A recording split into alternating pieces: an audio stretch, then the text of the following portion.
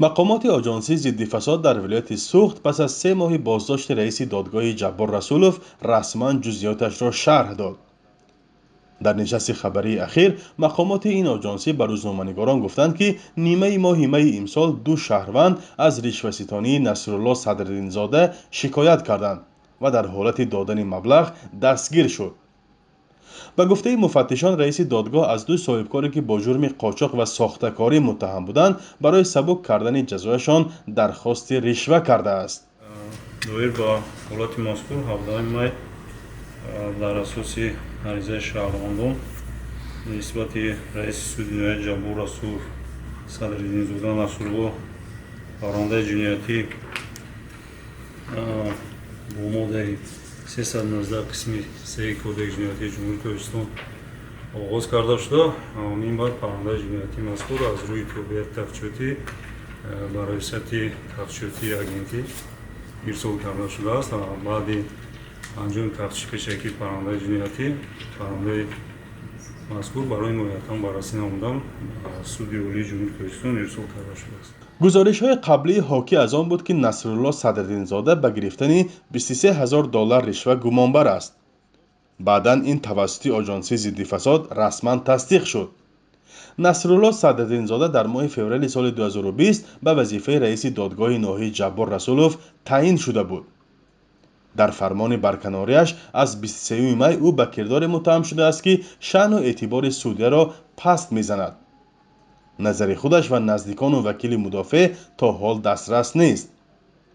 در صورت تصدیق شدن این عیبنامه صدرالدین زاده از 3 تا 5 سال روانه زندان می‌گردد و از 5 تا 10 سال نمی‌تواند در منصب‌های معین فعالیت برد.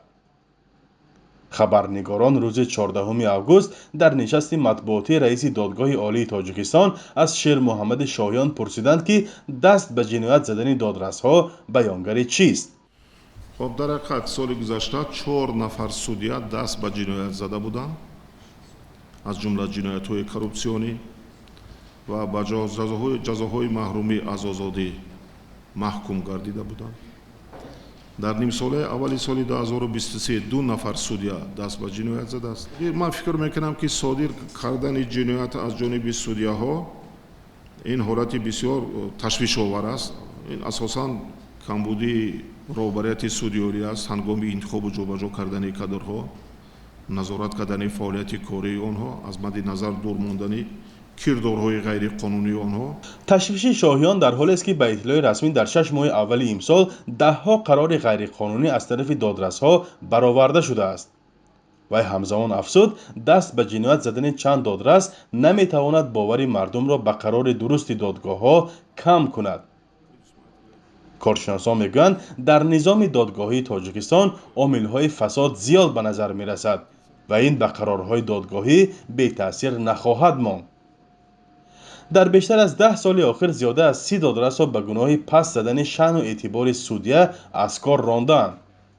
مقامات هیچ وقت این عباره را شرح ندادند، اما بعضی از این دادرس‌ها به اتهام رشوه‌گیری محکوم شدند.